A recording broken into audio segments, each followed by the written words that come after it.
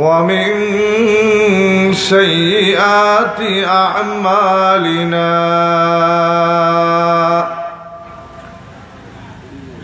من يهده الله فلا مضل له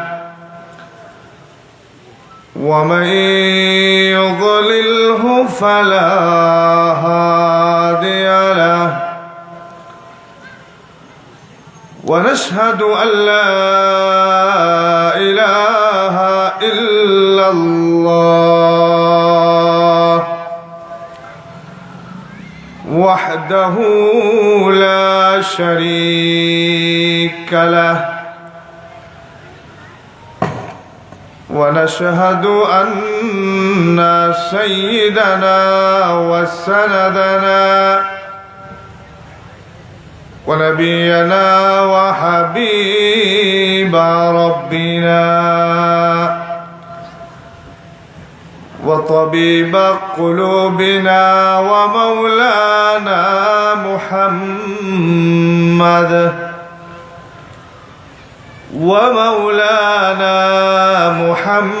محمدا عبده ورسوله صلى الله تعالى عليه وعلى آله وصحبه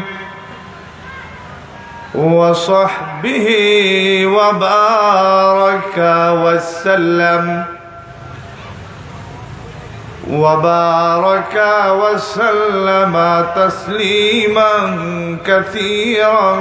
كثيرا أما بعد فقد قال الله تبارك وتعالى في كلامه المجيد وفرقانه الحميد أعوذ بالله من الشيطان الرجيم بسم الله الرحمن الرحيم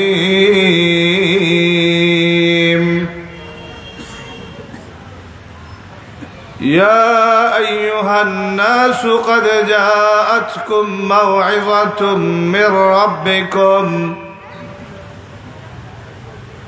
وشفاء لما في الصدور وهدى ورحمة للمؤمنين وقال النبي الصادق المصدوق صلى الله عليه وسلم إن الله يرفع بهذا الكتاب أقواما ويضع به آخرين إن الله وملائكته يصلون على النبي يا أيها الذين آمنوا صلوا عليه وسلموا تسليما محبতের সাথে সকলে একবার দরুদ ইব্রাহিমি পাঠ করুন আল্লাহুম্মা সাল্লি আলা মুহাম্মাদিন ওয়া আলা আলি মুহাম্মাদ كما صليت على إبراهيم وعلى آل إبراهيم إنك حميد مجيد اللهم بارك على محمد وعلى محمد كما باركت على إبراهيم وعلى آل إبراهيم إنك حميد مجيد या इलाही रोज शब तौफीक एहसान दे मुझे या इलाही रोज शब तौफीक एहसान दे मुझे खौफ अपना ज़ाहिर व बातिन में एक साथ दे मुझे खौफ अपना ज़ाहिर व बातिन में एक साथ दे मुझे हुब्ब सुन्नत या इलाही हुब्ब कुरआन दे मुझे हुब्ब सुन्नत या इलाही हुब्ब कुरआन दे मुझे नेमत दारैन यानी नूर ईमान दे मुझे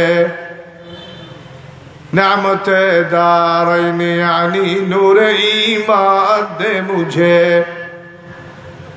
काम मेरा जिंदगी भर खिदमत कुरआन हो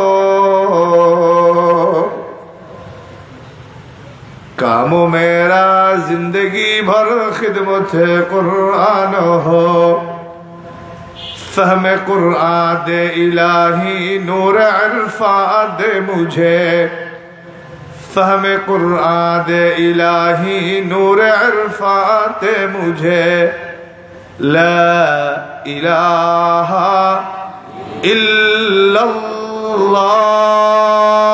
ला इलाहा इल्लल्लाह बोलें ना सबाई ला इलाहा इल्लल्लाह ला इलाहा इल्लल्लाह ला इलाहा इल्लल्लाह ला इलाहा इल्लल्लाह ला इलाहा इल्लल्लाह ला इलाहा इल्लल्लाह ला इलाहा इल्लल्लाह ला इलाहा इल्लल्लाह ला इलाहा इल्लल्लाह मुहम्मदुर रसूलुल्लाह सय्यिदुना व मौलाना मुहम्मदुर रसूलुल्लाह सल्लल्लाहु अलैहि वसल्लम গহিরা ইসলামী সম্মেলন সংস্থার উদ্যোগে আয়োজিত ঐতিহাসিক তাফসীরুল কোরআন মাহফিলের শ্রদ্ধেয় সভাপতি প্রধান অতিথি বিশেষ অতিথিবৃন্দ মঞ্চে উপবিষ্ট আছেন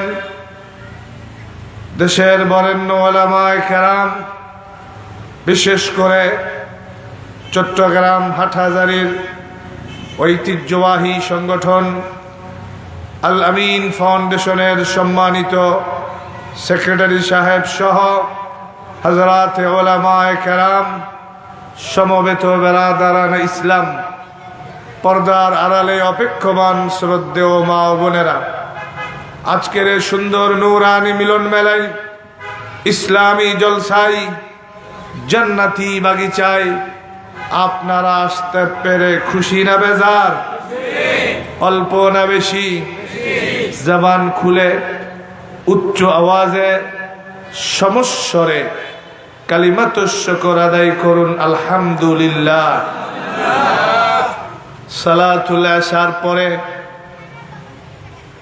মাশাআল্লাহ উপস্থিতির সংখ্যা একেবারে খারাপ না কিন্তু আলহামদুলিল্লাহর যে আওয়াজ হওয়ার কথা ছিল তার 10 ভাগের 1 ভাগও হয় নাই। ইতিহাস ভুলে গেলে চলবে না। পৃথিবীর ভেতরে সবচেয়ে দুর্ভাগা, হতভাগা, কপাল পোড়া ওই জাতি, যে জাতি তার অতীত ইতিহাসকে ভুলে যায়। আজকে স্বাধীন সার্বভৌম বাংলার জমিনে বীর চট্টলার এই রওজানের গহিরাতে বসে সুবহানাল্লাহর দাম, আলহামদুলিল্লাহর দাম, আল্লাহু আকবারের মর্যাদা বুঝে আসে না, বুঝে আসতে পারে না। আমার আপনার বাড়ি যদি এই স্বাধীন বাংলাদেশের চট্টগ্রামের রওজানের গহিরাতে না হয়ে যদি ওই ভারতের অযোধ্যায় হতো, যেখানে আমার বোনের স্তন কেটে যুবকেরা ফুটবল খেলেছিল, আমার মায়ের পেট কেটে জীবন্ত সন্তানকে গলা টিপে হত্যা করেছিল, তাকিয়ে দেখুন সুদূর ফিলিস্তিনের দিকে, যেখানে ছোট্ট ছোট্ট বাচ্চাদেরকে নির্মম নির্যাতন করে দুনিয়ার থেকে বিদায় করা হচ্ছে। অপরাধ কি তাদের? তাদের অপরাধ একটাই, তারা সুবহানাল্লাহ বলে। তাদের অপরাধ একটাই, তারা আলহামদুলিল্লাহ বলে। তাদের অপরাধ একটাই, তারা আল্লাহু আকবার বলে। তাদের অপরাধ একটাই, তারা নারায়ে তাকবীর আল্লাহু আকবারের স্লোগান দেয়। আওয়াজ করে বলুন ঠিক না বেঠিক? স্বাধীন সার্বভৌম বাংলার জমিনে এই লাল সবুজের সুন্দর পতাকার দেশে সুজলা সুফলা শস্য শ্যামলার এই সুন্দর মাতৃভূমিতে বসে আলহামদুলিল্লাহর দাম বুঝে আসে না। চিরসুখী জন ভ্রমিকি কখন ব্যথিত বেদন বুঝিতে পারে? কি যাতনা বিষে বুঝিবে সে কিসে, কভু আসিবে সে দংশনী যারে। যার জীবনে কোনোদিন মাথা ব্যথা হয় নাই, যার জিন্দগিতে কোনোদিন পেট ব্যথা হয় নাই, তাকে মাথা ব্যথার কি যন্ত্রণা, পেট ব্যথার কি বেদনা, এটা বোঝানো সম্ভব নয়। সুতরাং মহান রব্বে কাবাকে খুশি করবার জন্য ঈমানি শক্তি দিয়ে শরীরের সমস্ত শক্তি সঞ্চার করে জবান খুলে বলুন আলহামদুলিল্লাহ, মাশাআল্লাহ। এবার মোটামুটি হয়েছে। আমি দোয়া করি, হে আল্লাহ, তুমি তোমার বান্দাদের মুখ থেকে সুখে দুঃখে হরষে বিষাদে সর্বদা সর্বক্ষণ তোমার নাম উচ্চ আওয়াজে নেওয়ার তৌফিক দান করো। সকলে বলুন আমিন। আমার ভাইয়েরা, আজ পৃথিবীর যেদিকেই তাকান না কেন সেদিকেই মুসলমান নির্যাতিত, মুসলমান নিপীড়িত, মুসলমান উপেক্ষিত, মুসলমান বঞ্চিত, মুসলমান অবহেলিত, লাঞ্ছিত, অপমানিত। কারণ কি? আজকে মুসলমানের সংখ্যা কি কম? কাপড়ের অভাবে, খাবারের অভাবে, অস্ত্রের অভাবে, মাথার পাগড়ি থেকে পায়ের মোজা পর্যন্ত সব বিদেশি। কাপড়ের অভাব নাই। পোলাও, কুরমা, কালিয়া, ইরানি, বিরানি, তেহারি, নেহারি সব রকম খাবার তো আমরাই খাই। খাবারের অভাব নাই, অস্ত্রের অভাব নাই। অভাব কিসের? আরো আসতে, আরো আসতে, আরো আসতে বলেন। মাশাআল্লাহ, রওজানের যুবকেরা, রওজানের মুসলমানেরা সচেতন। আমি উল্টা বললেও আপনারা ঠিক বুঝেন। আল্লাহ সারা জীবন সহিটা বুঝার তৌফিক দান করুন। মুসলমানের পেটে ভাত ছিল না, মুসলমানের পরনে কাপড় ছিল না, মুসলমানের হাতে অস্ত্র ছিল না। অন্নহীন, বস্ত্রহীন, অস্ত্রহীন মুসলমান নারায়ে তাকবীর আল্লাহু আকবারের ধ্বনি দিলে পুরা পৃথিবী থরথর করে কাঁপত। কিন্তু আজ কাপড়ের অভাব নাই, খাবারের অভাব নাই, অস্ত্রের অভাব নাই, কিন্তু নারায়ে তাকবীরের স্লোগান দিলে পুরা পৃথিবী তো দূরের কথা, একটা মহাদেশ তো দূরের কথা, একটা দেশ, বিভাগ, জেলা, থানা, ওয়ার্ড, ইউনিয়ন, গ্রাম, পাড়া, মহল্লা, বাড়ি তো দূরের কথা, ঘরের বউ কথা শুনে না। আস্তে আস্তে ঠিক বললেন। আমার কয় ঠিক, মাইকের আওয়াজ দূরে যাচ্ছে, মা বোনেরাও শুনবে। ঢাকার থেকে এসে আমাদের বিরুদ্ধে বলে আপনাদের রওজানের সব মহিলারা ভালো, ঠিক না? এবার আসতে, আরে দোয়া তো করতে পারি, आकाए नामदार ताजदार मदीना सरकार दो आलम महबूब किबरिया जिगर गोशे आमिना मौलाए कुल फखरे रसूल हादिए सुबुल शाफिए महशर साकिए कौसर रहमत आलम मुहसिन आजम जनाबे मुहम्मद रसूलुल्लाह सल्लल्लाहु अलैहि वसल्लम और ताजदार सदाकत मुसद्दिक़ नबूवत रफ़ीक़ हिजरत अफ़्ज़लुल बशर बादल अंबिया हज़रत अबू बकर सिद्दीक़ रज़ियल्लाहु ताला अन्हुर कन्या उम्मुल मुमिनीन मखदूमतुल मुस्लिमीन हबीबाए हबीबे खुदा सिद्दीक़ा बिनते सिद्दीक़ अकबर अम्मा जान आयशा सिद्दीक़ार मध्य যেই মহব্বত আর ভালোবাসা ছিল গহিরা রওজান চট্টগ্রামের প্রত্যেকটা মুসলমান স্বামী স্ত্রীর মধ্যে আল্লাহ সেরকম ভালোবাসা দান করুন, বলুন আমিন। আরো জোরে বলুন আমিন। আমার ভাইয়েরা, মুসলমানদের কিছুই ছিল না, কাপড় নাই, খাবার নাই, অস্ত্র নাই। বদরের প্রান্তরে মুসলমানের সংখ্যা ছিল কত? কত? 313। কাফেরের সংখ্যা? মুসলমানের সংখ্যা তো বেশি না? কয় হ্যাঁ, 1000-এর তুলনায় 313।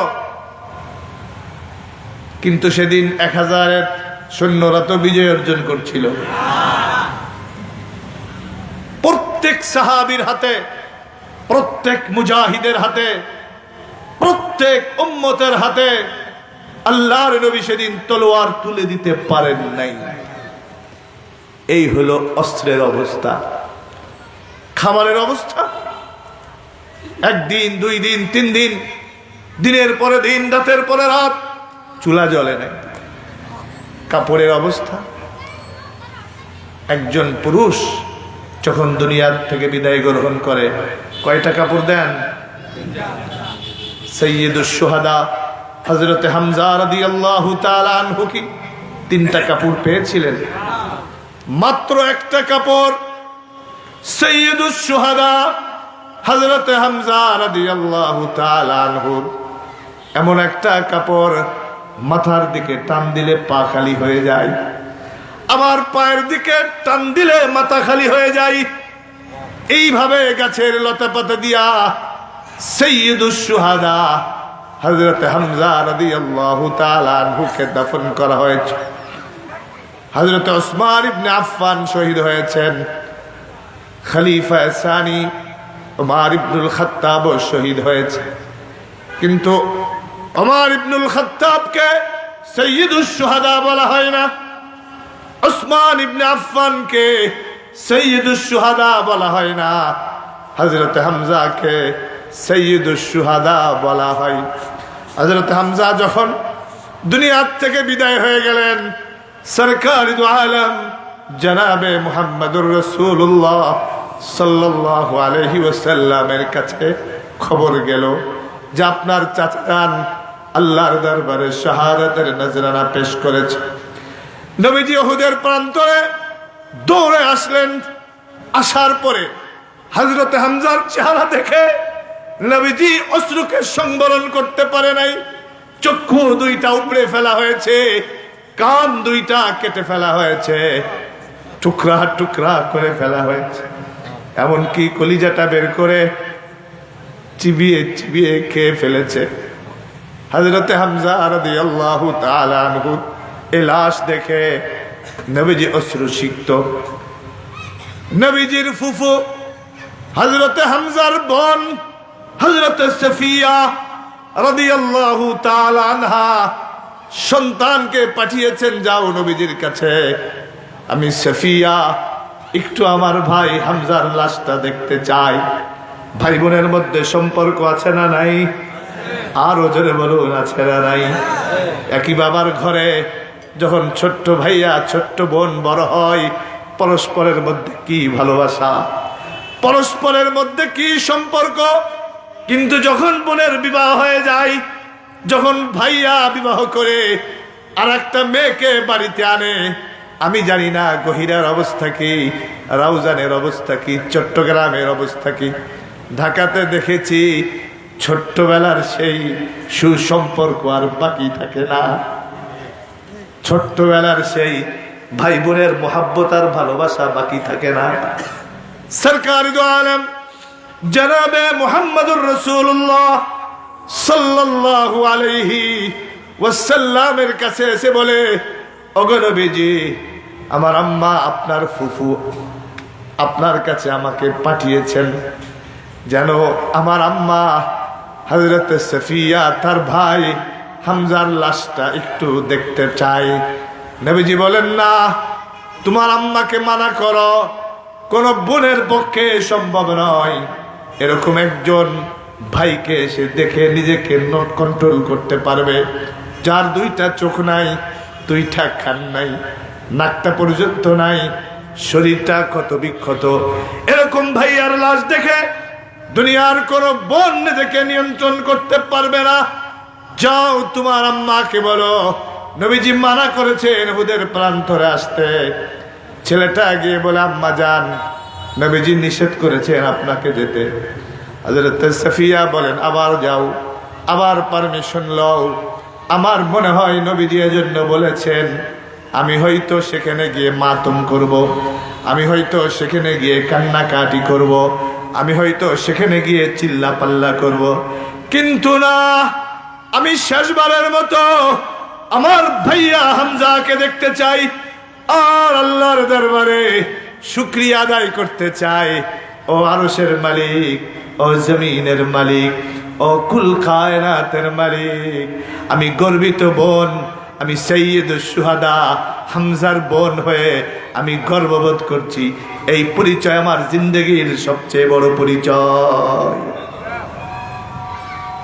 আমার ভাইরা, একটা মাত্র কাপড় মাথার দিকে টান দিলে পা খালি হয়ে যায়, আবার পায়ের দিকে টান দিলে মাথা খালি হয়ে যায়। এই অবস্থার ভেতর দিয়ে সাইয়্যিদুশ শুহাদা হযরত হামজা রাদিয়াল্লাহু তাআলা আনহুকে দাফন করা হয়েছে। এই হলো কাপড়ের অবস্থা।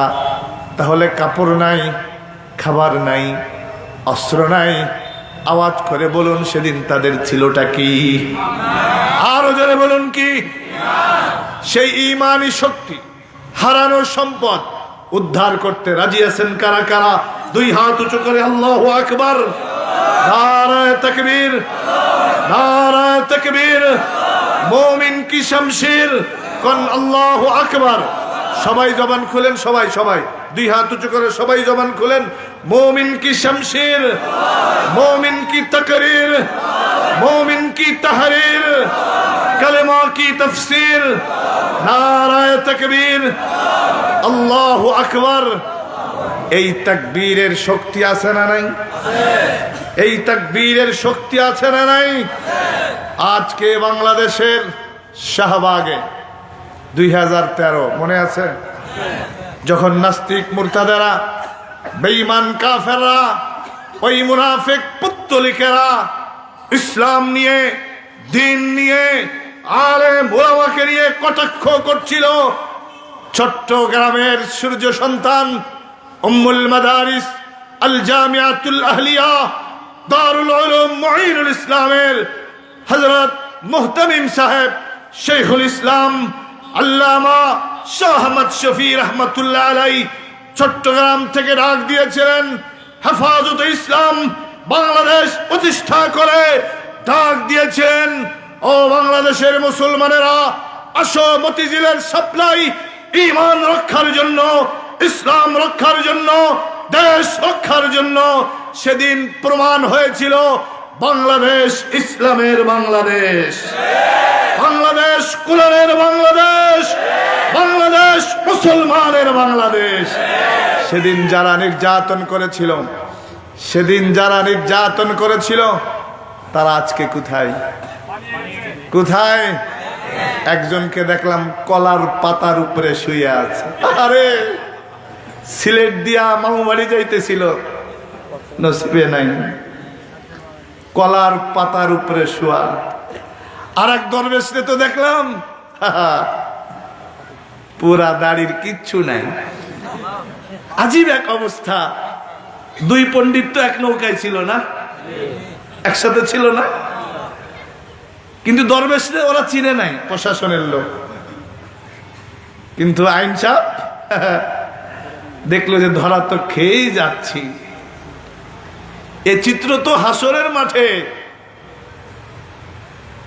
সন্তান বাবাকে ধরায় দিবে, আমাকে নামাজের দাওয়াত দেয় নাই, আমাকে ইসলামের দাওয়াত দেয় নাই। স্কুলে অঙ্কে ফেল করলে বকা দিয়েছে, গালি দিয়েছে, ইংরেজিতে ফেল করলে খানা বন্ধ করে দিয়েছে, কিন্তু মাসের পরে মাস নামাজ পড়িনি, কোনোদিন আমাকে বকে নাই, ডাকে নাই। সুতরাং আব্বা আম্মাকে আগে আমার পায়ের নিচে আনো, তারপরে মালিক আমাকে জাহান্নামে দাও। এ চিত্র তো ছিল হাসরের। কিন্তু বিগত 16 বছরের এক জগদ্দল পাথর সম্প্রদায় তারা দেখিয়ে দিয়েছে হাসরের মাঠ দুনিয়াতেও কায়েম হয়। যখন ওইটারে ধরে তো দরবেশের দিকে তাকায় তাকায় কয়, এইটা ওইটা, এইটা ওইটা, ধরো তাড়াতাড়ি। তাহলে বোঝা গেল ধর্ম ব্যবসায়ী আলেমরা নয়, ধর্ম ব্যবসায়ী ওই তথাকথিত দরবেশরা। তা না হলে একজন আলেমের জীবন যেতে পারে, দাড়িতে হাত দিতে পারে না। কিন্তু তারা প্রমাণ করেছে, তারা যখন ধর্মীয় স্লোগান দিত, এটা আল্লাহর ভয়ে নয়, এটা রাজনীতির নেশায়। আওয়াজ করে বলুন ঠিক না ব্যাঠিক? 16 বছর পরে ছাত্র জনতা, আলেম ওলামা, তাদের রক্তের উপরে নতুন বাংলাদেশ। কিন্তু আজকে আমি শঙ্কিত, আজকে আমি শঙ্কিত। এই নতুন বাংলাদেশ নিয়ে নতুন ষড়যন্ত্র হচ্ছে। রাউজানের মুসলমান, চট্টগ্রামের মুসলমান, সজাগ থাকো, সচেতন হও, তা না হলে যে কোনো সময় অ্যাক্সিডেন্ট হতে পারে। তার লক্ষণ আমরা দেখতে পাচ্ছি। 2013-তে ঐতিহাসিক শাপলা থেকে যখন আমরা আসতে বাধ্য হলাম, পরের দিন যেই লোকটা বলেছিল শাপলা ঝঞ্ঝাল মুক্ত হলো, শাইখুল ইসলাম আল্লামা শাহ আহমদ শফি নব্বরাল্লাহু মারকাদা ওয়া জাআলাল জান্নাতা মাথওয়া, শেখকে নিয়ে যেই কমবখত আর কমিনা, যেই কুলাঙ্গার তেতুল হুজুর বলে কটাক্ষ করেছিল, সে আজকে অন্তর্বর্তীকালীন সরকারের উপদেষ্টা হয়েছে। লজ্জা রাখবার জায়গা নাই। বলতে কষ্ট হচ্ছে, যার অবদান নাই, যে ইসলামকে পছন্দ করে না, আলেমদেরকে পছন্দ করে না, আজকের এই গহিরা ইসলামী সম্মেলন সংস্থার মহাসম্মেলন থেকে পরিষ্কার ঘোষণা করছি, অনতি বিলম্বে যদি এই নাট্যকার, এই সিনেমা নির্মাতা মুস্তফা সরওয়ার ফারুকীকে অপসারণ করা না হয়, বাংলাদেশের আলেম ওলামা, ছাত্র জনতা, আপামর জনসাধারণ, এদেশের মুসলমানরা আবার সংগ্রাম করতে, লড়াই করতে, ময়দানে নামতে বাধ্য হবে ইনশাআল্লাহ।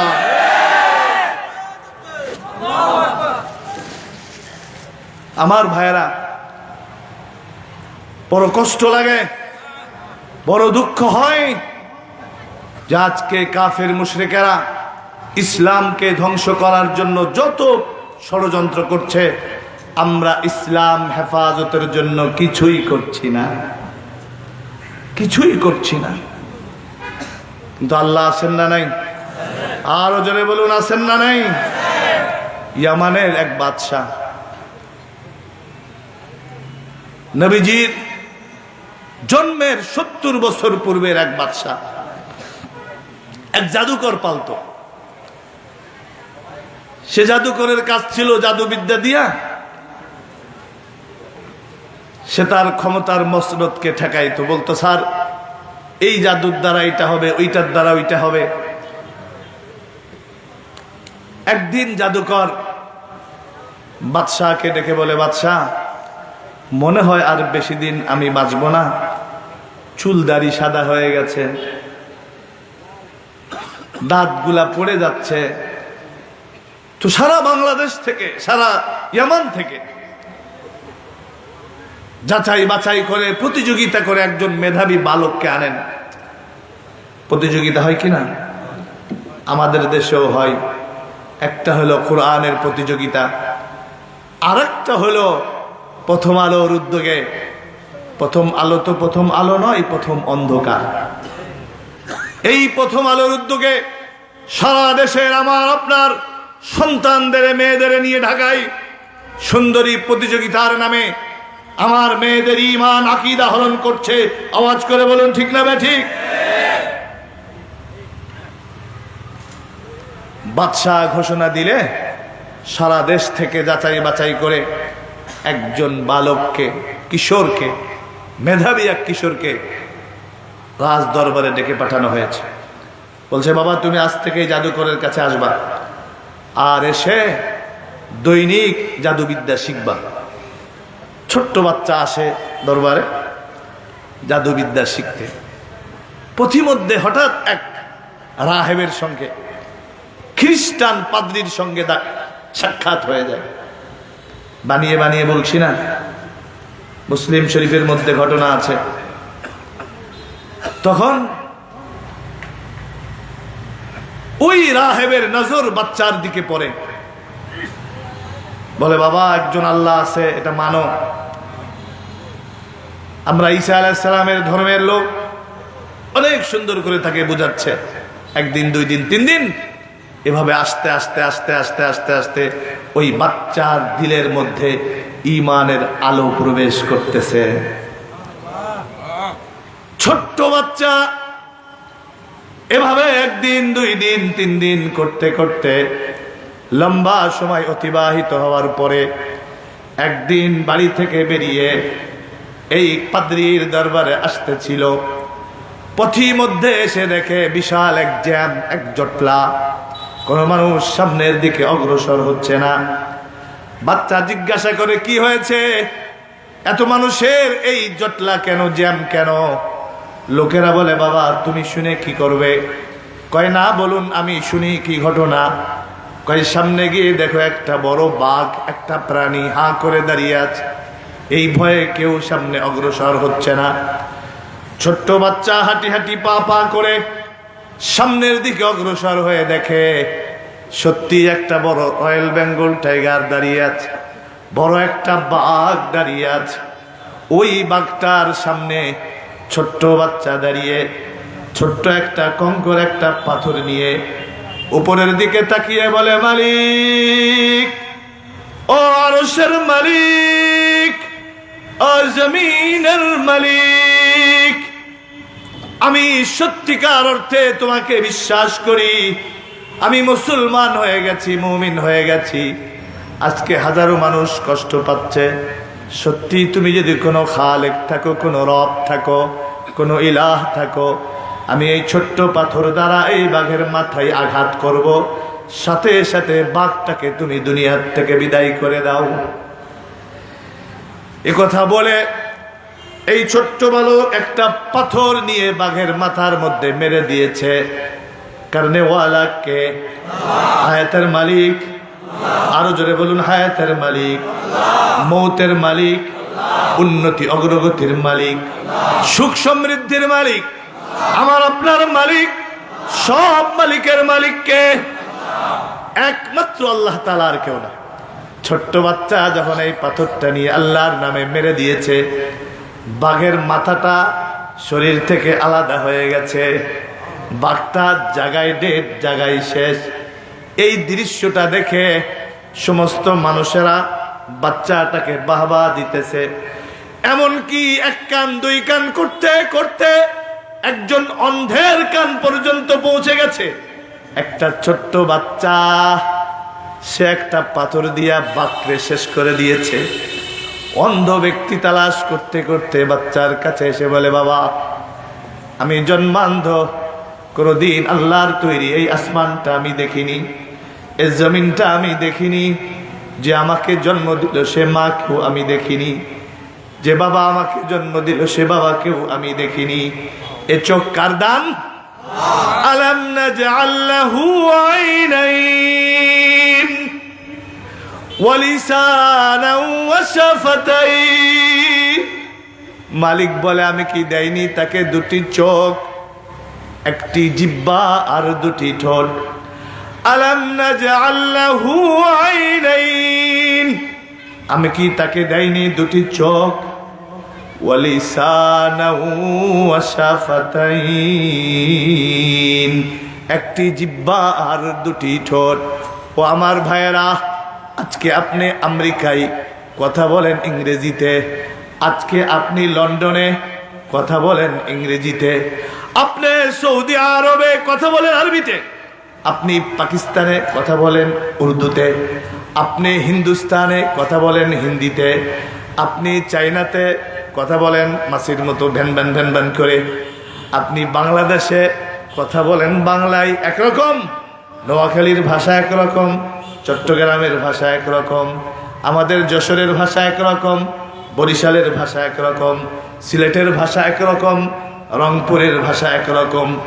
আলাম নাজআল লাহু আইনাইন ওয়া লিসানান ওয়া শাফাতাইন ওয়া হাদাইনাহুন নাজদাইন। কখনো তো খেয়াল করেন নাই দেশের ভিন্নতার কারণে ভাষার ভিন্নতা, দেশ চেঞ্জ হওয়ার কারণে ভাষার চেঞ্জিং, কিন্তু কোনোদিন দোকানে গিয়া পার্টস কিনে আপনাকে এই জবানটাকে চেঞ্জ করতে হচ্ছে না। করেন কে? আওয়াজ করে বলুন কে? আরো জোরে বলুন কে? আরে আমার মালিক তো এমন, চোখের জায়গায় চোখ, নাকের জায়গায় নাক, কানের জায়গায় কান, ঠোঁটের জায়গায় ঠোঁট, দাঁতের জায়গায় দাঁত, হার্টের জায়গায় হার্ট, বাল্বের জায়গায় বাল্ব, কিডনির জায়গায় কিডনি, রক্তনালী আলাদা, শ্বাসনালী আলাদা, খাদ্যনালী আলাদা, জিহ্বার রোগ আলাদা, চোখের রোগ আলাদা। করেন কে? করেন কে বলেন? একমাত্র আল্লাহ, আর কেউ না। দেখেন না তিনি সমুদ্রের লবণ পানিকে আসমানে মেঘের মাধ্যমে নিয়া এই লবণ পানিটাকে রিফাইন করে, এই লবণ পানিটাকে ফিল্টার করে আবার সুন্দর করে জমিনে মিষ্টি পানি বর্ষণ করেন কে? আরো জোরে বলুন কে?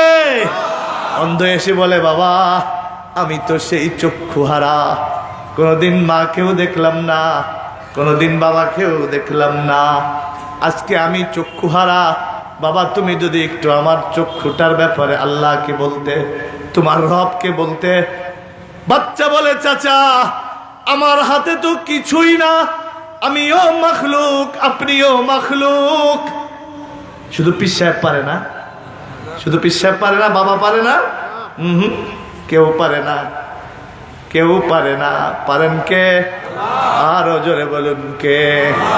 বাচ্চা বলে চাচা, আমার কথা বুঝতেছেন আপনারা? বাচ্চা বলেন চাচা আমি পারবো না আপনার চোখের আলো ফিরিয়ে দিতে, কিন্তু আপনি যদি ঈমান আনেন, আপনি যদি কালেমা পড়েন লা ইলাহা ইল্লাল্লাহ, এটা যদি আপনি পড়তে পারেন চাচা, তাহলে আমি ওই রবকে বলতে পারি, ওই মালিককে বলতে পারি, হতে পারে তিনি আপনার চোখের আলো ফিরিয়ে দিবেন। তিনি পারেন কি পারেন না? আরো জোরে কর না, তিনি পারেন কি পারেন না? আমার ভাইয়েরা মালিকের দরবারে দোয়া করে বলে মালিক আমি মুসলমান হয়ে তোমার কাছে যা চেয়েছি পেয়েছি, এখন যদি সত্যি তুমি আমাকে মহাব্বত করো, তোমার কাছে আর একটা দরখাস্ত, এই লোকটার চোখের আলো তুমি ফিরিয়ে দাও। তো এই দোয়া করতে না করতেই ওই লোকটার চোখের আলো পেয়ে এখন দুনিয়া আসমান জমিন মা বাবা সব দেখতেছে, কন্যা আলহামদুলিল্লাহ। এখন এই সংবাদ বাদশার কাছে চলে গেছে। সব জামানায় কিছু কিছু স্বৈরাচার ছিল, সব জামানায় কি ছিল? স্বৈরাচার ছিল। শুধু যে এই জামানায়, সব জামানায় ছিল, এটা একটু মারাত্মক ছিল আর কি। তো এখন ওই বাচ্চা যখন শুনছে যে এক বাচ্চা কি মন্ত্র জানে, কোন রবকে জানি মানে, আর সেই শক্তি দিয়া সে বাঘ মেরে ফেলেছে, একটা লোকের চোখের জ্যোতি ফেরত দিয়েছে।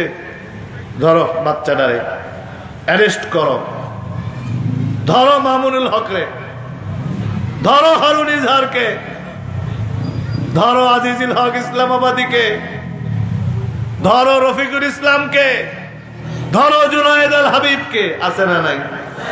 আছে না নাই? এখন কই আচ্ছা একটু পরে, বাচ্চাটারে পরে ধরো, আগে ওই মোল্লারে ধরো। কারে ধরো? যেই হুজুরে এই বাচ্চারে শিখাইছে ওই হুজুরে ধরো। 2 নাম্বার ধরো এটারে, যেই লোকটা ইমান আইনা চোখ পাইছে তারে ধরো। তো 2টারে ধরছে, কয়টারে ফাঁসির কাস্টে ঝুলাও, 2টাকেই ফাঁসির কাস্টে ঝুলাও। তো রাজা যা বলে কিছু করার তো নাই। বহু পুলিশ আমাদের কাছে এসে বলেছিল, হুজুর আমাদের কিচ্ছু করার নাই, আমাদের কিচ্ছু করার নাই, আমরা আপনাদের বয়ান শুনি, আমরা আপনাদের বয়ান শুনে চোখের পানি ফেলি, কিন্তু পরের নির্দেশ অ্যারেস্ট করতে হবে, কিচ্ছু করার নাই। তো 2টাকে অ্যারেস্ট করে ফাঁসির কাস্টে ঝুলিয়েছে। রাজা এবার বলে ফাইনাল খেলা, ফাইনাল খেলা, 2টারে তো শেষ করলাম, এবার ওই বাচ্চাটাকে আনো। বাচ্চাকে আনার পরে বিমান বাহিনীর সদস্যদেরকে বলে, যাও তোমরা এই বাচ্চাটাকে পাহাড়ের চূড়ায় নিয়ে উঠাও, আর সেখান থেকে বাচ্চাটাকে ফেলে দুনিয়ার থেকে বিদায় করে দাও। ছোট্ট বাচ্চা আব্দুল্লাহ তামিমকে বিমান বাহিনীর সদস্যরা ধরে পাহাড়ের চূড়ায় উঠাই নিয়েছে। সেখানে নেওয়ার পরে তাদের প্ল্যান ছিল, প্রোগ্রাম ছিল, বাচ্চাটাকে পাহাড় থেকে নিচে ফেলে দিবে, বাচ্চা দুনিয়ার থেকে বিদায় হবে।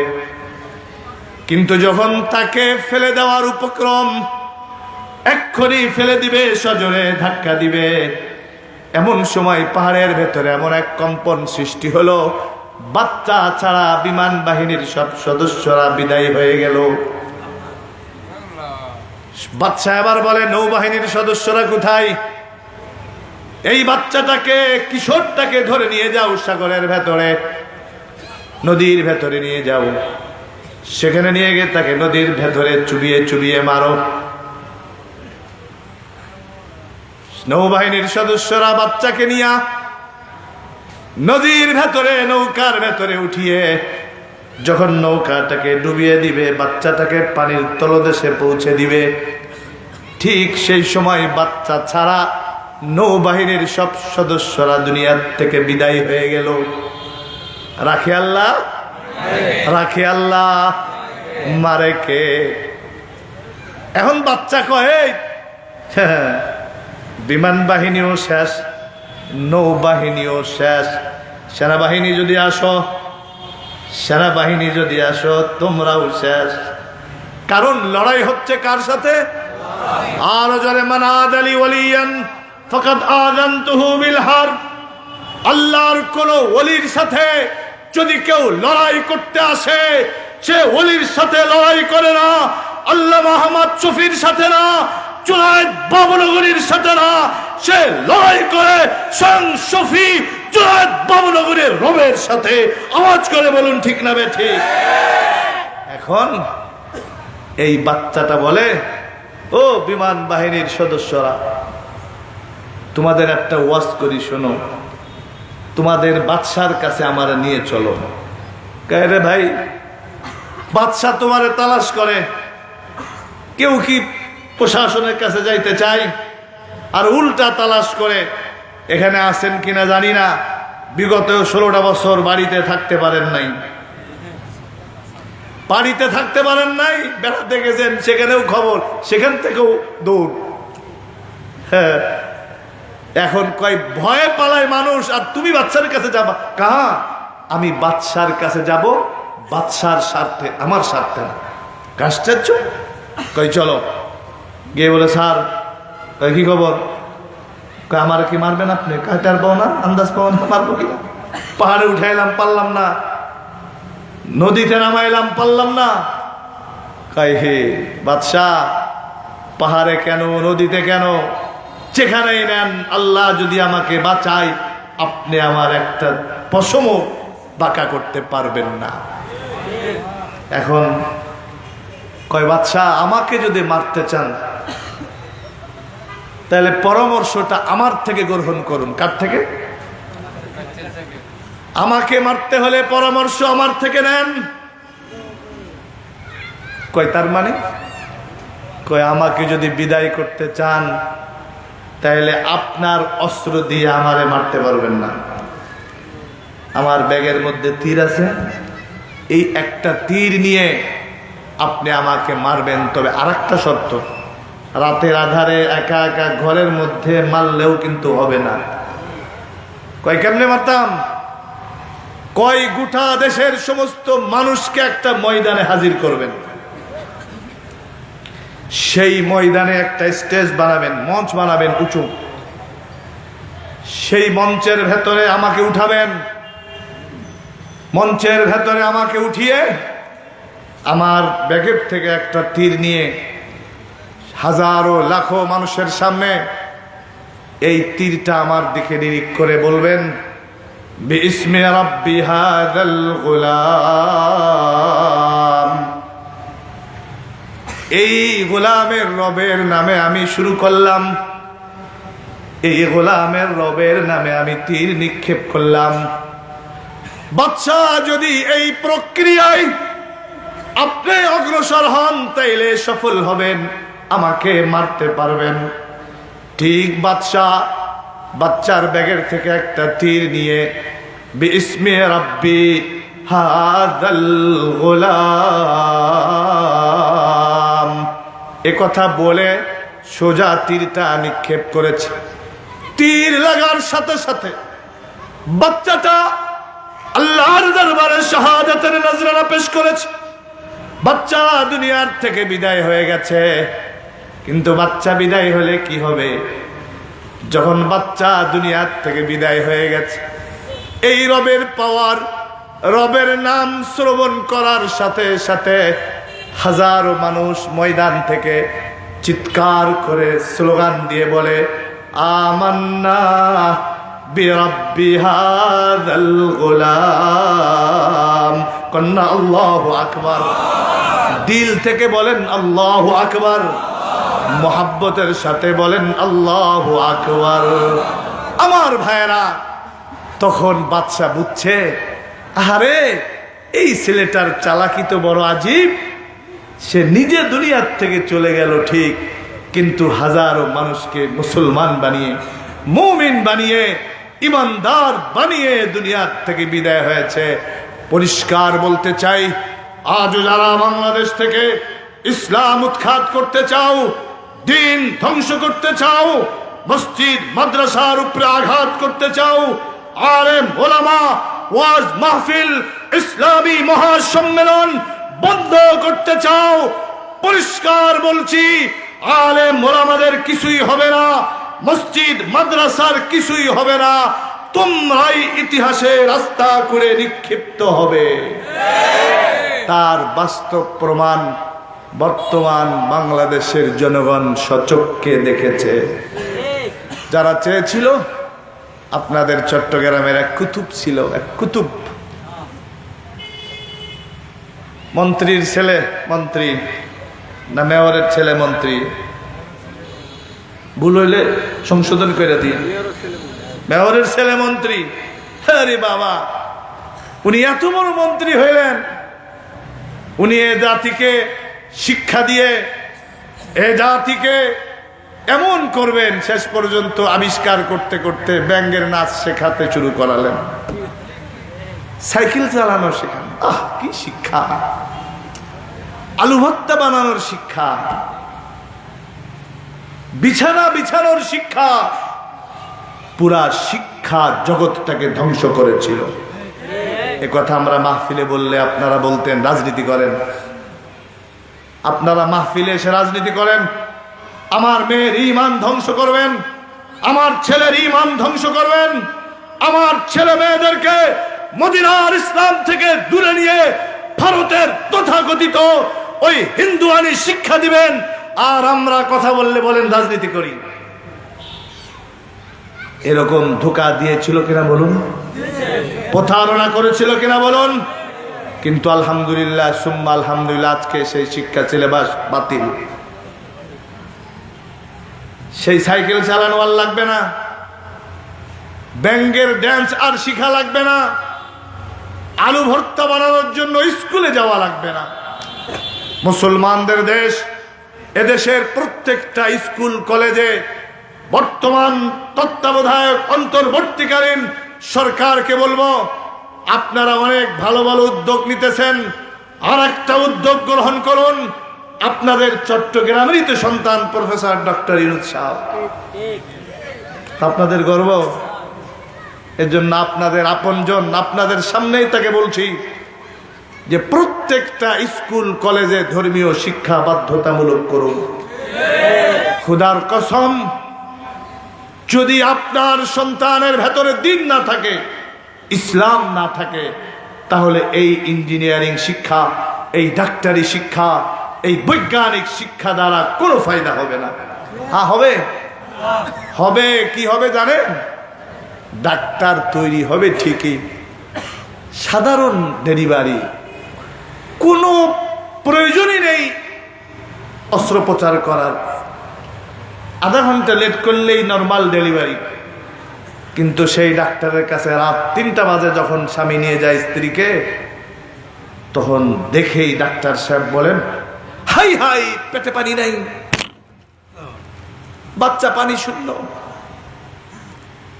আবার কেউ কেউ কয়, হা হুজুর, ভাই এই বাচ্চা উল্টে গেছে। বাচ্চা কি হয়ে গেছে? পানি নাই। আর এক রাওয়ায়াত, বাচ্চা উল্টে গেছে। এখন যদি ডেলিভারি না করান, অপারেশন না করান, মা এবং বাচ্চা কাউকে রক্ষা করা যাবে না। তখন বাধ্য হয়ে আপনারা কি করছেন? খোদার কসম, আমি ডাক্তার বানাতে নিষেধ করছি না আপনার সন্তানকে, ডাক্তার লাগবে। ইঞ্জিনিয়ার বানাতে নিষেধ করছি না আপনার সন্তানকে, বিজ্ঞানী হতে মানা করছি না আপনার সন্তানকে। ইঞ্জিনিয়ার হওয়ার পূর্বে, ডাক্তার হওয়ার পূর্বে, বিজ্ঞানী হওয়ার পূর্বে আপনার সন্তানকে অন্তত মুসলমান বানান। তাহলে অপারেশনের নামে ডাকাতি করবে না, ইঞ্জিনিয়ার রডের বদলে বাঁশ দিবে না। কেন? তার মধ্যে আল্লাহর ভয় আছে। কার ভয় আছে? কার ভয়? আল্লাহর ভয় যখন থাকে, তখন বাদশাও আল্লাহওয়ালা হয়। বলখের বাদশা হারুনুর রশিদ এক বাদশা, তার দরবার এক পাগল আসতো, নাম বাহলুল। শুনছেন না আপনারা? তো পাগল বড় ঢকের পাগল ছিল, অসাধারণ পাগল, সাধারণ পাগল। তো বাদশার দরবার সব সময় তার জন্য খোলা। তো একদিন আমাকে 9:30 পর্যন্ত সময়, 40 বাজে, কোনো হেদায়েত থাকলে বলেন। এখন বাদশাহ হারুনুর রশিদ বাহলুলকে বলে, পাগল, এই একটা লাঠি তোমার হাতে দিলাম, এই লাঠিটা তোমার চেয়ে যদি কোনো বলদার বোকা পাও তাকে দিয়ে দিও। তাকে কি করো? লাঠিটা দিও। ইন্ডিকেট করছে কিনা পাগলের দিকে, যে তোমার চেয়ে বলদ বোকা পাইলে। তো পাগলের আত্মমর্যাদায় লাগছে। কি লাগছে? আত্মমর্যাদায় লাগছে। তখন আস্তে করে লাঠি নিয়ে বের হয়ে গেছে, কিছুই বলে না। 1 দিন 2 দিন 3 দিন, 1 মাস 2 মাস 3 মাস 6 মাস পরে হঠাৎ খবর এলো হারুনুর রশিদ অসুস্থ, মৃত্যু শয্যায় শায়িত। বাহলুল তার লাঠিটা নিয়ে হারুনুর রশিদের ঘরে এসছে। আসসালামু আলাইকুম ওয়া রাহমাতুল্লাহ, বাদশা আপনি কেমন আছেন? হারুনুর রশিদ বলে, ওয়া আলাইকুম আসসালাম বাহলুল, মনে হয় আর বেশি দিন এ দুনিয়াতে থাকতে পারবো না। এমন এক সফরের দিকে রওনা হচ্ছি, যেই সফরের শুরু আছে আর শেষ নাই। আলমে আরওয়াহ একটা ছিল কিনা বলুন, আলমে আরহাম আর একটা ছিল কিনা বলুন, আলমে দুনিয়া আছে কিনা বলুন, আলমে বরজাখ আসবে কিনা বলুন, আলমে আখেরাত এটা আর শেষ হবে না। বাহলুল এমন এক সফর আমার সামনে, যে সফর অনেক বড়। তখন বাহলুল বলে, বাদশা তাহলে আপনি তো ওই সফরের জন্য মনে হয় 2000 সৈন্য পাঠাইছেন না? তখন হারুন রশিদ বলে, পাগলা তুই কি আর ভালো হবি না? ওই সফরে কি আর সৈন্য পাঠান যায়? কয় তাইলে তো অন্তত 2 কোটি টাকা পাঠাইছেন। কারে গাধা, সেখানে কি টাকা পাঠান যায়? কিন্তু আমরা তো দেখেছি বিমান ভাড়া করে শত সহস্র মানুষ নিয়ে গেছে বিদেশে, গেছে না গেছে? যায় নাই? হাজার হাজার কোটি টাকা এখন দেখা যাচ্ছে নাই, নিয়ে চলে গেছে। তখন বাহলুল বলে, স্যার আপনি একটা আমানত আমাকে দিয়েছিলেন, লাঠি, যে আমার চেয়ে বলদ আর বুকা যদি কাউকে পান তাকে দিতে। তো আমি দেখলাম দুনিয়াতে আমার চেয়ে বলদ যদি কেউ থাকে একমাত্র আপনি, আর কেউ না। যেই সফরে সৈন্য পাঠান নাই, যেই সফরে টাকাও পাঠান নাই, অথচ বলছেন বড় সফর, তাহলে স্যার এই লাঠিটা আপনাকে আমি দিলাম। বাহলুলের এই কথা শুনে হারুনুর রশিদ বলে, বাহলুল তুমি অনেক বড় দামি নসিহত করেছ, আমি তোমার উপরে সন্তুষ্ট, তুমি আমার কাছে কিছু চাও। হারুনুর রশিদ বলে, বাহলুল আমি তো দেশের প্রেসিডেন্ট, অসুস্থ হইলে হইছি আর কি, কিন্তু এখনো তো জিন্দা আছি, স্বাক্ষর করলে তুমি পেয়ে যাবা। ও বাহলুল কি চাবা, তুমি চাও? বাহলুল বলে, স্যার সত্য দিবেন তো? কারে বেটা, আমি কি রাউজানের, সরি রাউজান না, আমি কি অমুক এলাকার মেম্বার নাকি, চেয়ারম্যান নাকি, যে আমি দিব না? অবশ্যই, আমি প্রেসিডেন্ট, আমি দিব।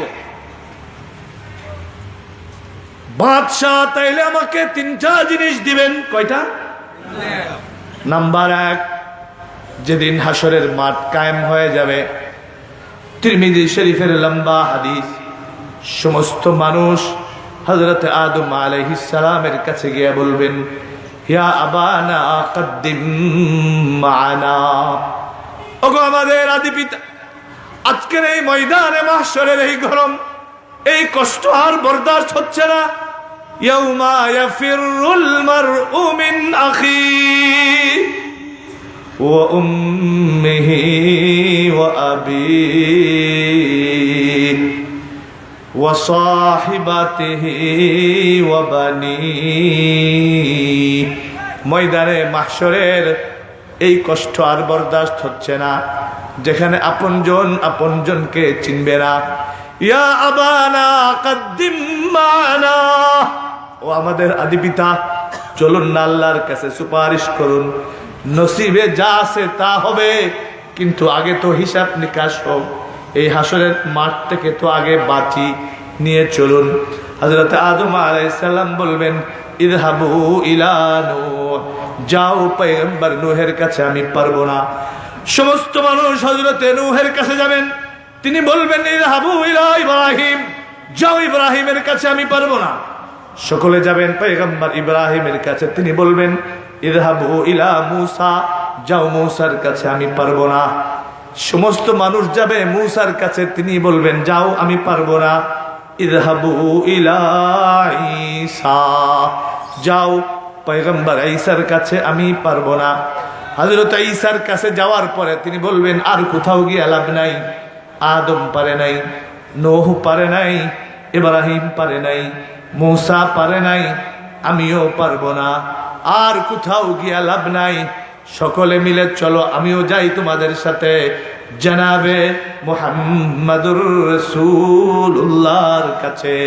নবীজি মাকামে মাহমুদে থাকবেন, সিজদা দিয়ে শুধু রব্বি হাবলি উম্মতি উম্মতি বলবেন।